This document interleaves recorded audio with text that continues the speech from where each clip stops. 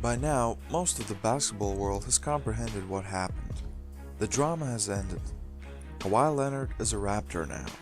DeMar DeRozan is a Spur now. A few months ago, there was no way that something like this would ever happen. But it has. Hey guys, hope you're doing well. I'm Purple Prince, and I want to break down the Kawhi Leonard-DeMar DeRozan trade. So there are a few questions we need to answer to really understand why it happened and what it means for each team and the players involved. So from the Spurs perspective, this was pretty much a no-brainer. They have been trying to work out a situation with Kawhi Leonard for almost a year with no success. Kawhi was entering the last year of his deal and not even a supermax contract would make him stay in San Antonio. They had to do something. I actually think that offers for Kawhi from other teams like 76ers, Lakers, Celtics were better than what they got from the Raptors. Maybe not better now, but they certainly contain more assets for the future. The Raptors offer was just more of a sure thing. Instead of developing young players, you get a superstar in return. A proven commodity in the NBA in DeMar DeRozan, who actually I think will do wonders for that team because he might have just found a coach who can help him to improve his game a lot.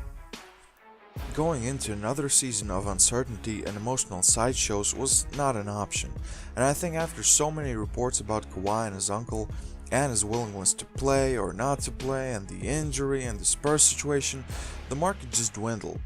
Most teams didn't want to give up a house for a player who possibly plays with you just for 1 year, and I think that's smart. I wouldn't want Philadelphia to give up its young assets for a 1-year rental of Kawhi. Heck, I wouldn't want the Celtics to give up their young core for 1 year of Kawhi. I think this was pretty much the last chance for the Spurs to unload Kawhi for something meaningful, and they did. They got a very loyal and a very good player in DeMar DeRozan. From the Raptors' perspective, you've improved for the last couple of years, but when it comes to the big games you still come up short. Time and time again you change the system, add some players, improve, yet come up short. They fired the coach to change up the system and they traded away their best player to just change something. The core of Lowry and DeRozan were never gonna get anything done. It's just the truth. Yes, you could argue that it would be better to trade away Lowry, but who would take on his contract? He's an older player, a worse player than DeRozan, on a higher salary. Maybe he gets traded as well as the time goes, but DeMar DeRozan was far more attractive to the Spurs. So, you get Kawhi Leonard for at least 1 year, but do the Raptors really believe Kawhi will stay?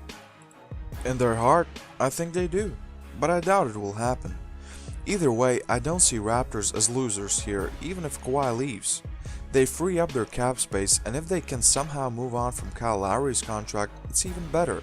If they somehow extend Kawhi, it's a great building block for the future, but if they don't, they won't have DeRozan's contract on the books so they can start the rebuilding process of their team because, as I said, Toronto was not gonna get anywhere with DeRozan and Lowry. For the players, it's easier.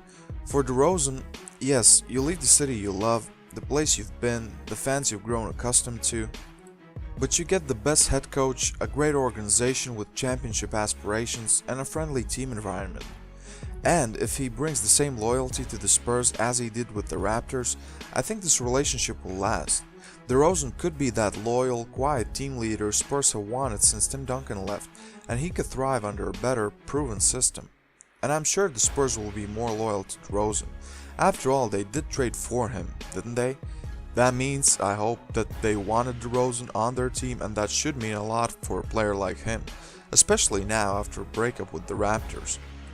Kawhi Leonard, on the other hand, has to bring more passion for the game than he did with the Spurs for the last year. I don't know what has to happen for you to not want to help your team, not be with them, not sit on the bench, not support during the playoffs, or at least show that you care. That was a bad image for him, at least in my eyes. So he has to prove, first of all, that his injury is not bothering him. Second of all, that even if it is only a year, he will try and work hard to help his new team. He needs to clear up his drama queen image. I know people call LeBron James a drama queen, but hey, at least he plays. He is there for his team and is giving 100% for them. Kawhi didn't last year, so there's a lot to fix. Maybe he pulls off a PG-13, maybe he likes Toronto, prefers to stay there longer than 1 year. That's the result the Raptors are hoping for. In reality, I think DeRozan improves under Popovich, Kawhi stays in Toronto for a year and then leaves, and then Toronto rebuilds, which may not be a bad option considering they were never gonna get the championship anyway. In conclusion, I think the Spurs won this trade just on the fact that you trade away a player who was gonna leave your organization no matter what, and you get a lesser but still an all-star player who has been loyal to the only franchise he has ever known. I think that's a win. What do you think, guys? Who won the trade? Will Kawhi stay in Toronto? How will DeRozan do in San Antonio? Leave a comment below, like this video, and subscribe for future NBA content. This was Purple Prince, and I'm out. I still see your shadows in my room. Can't take back the love that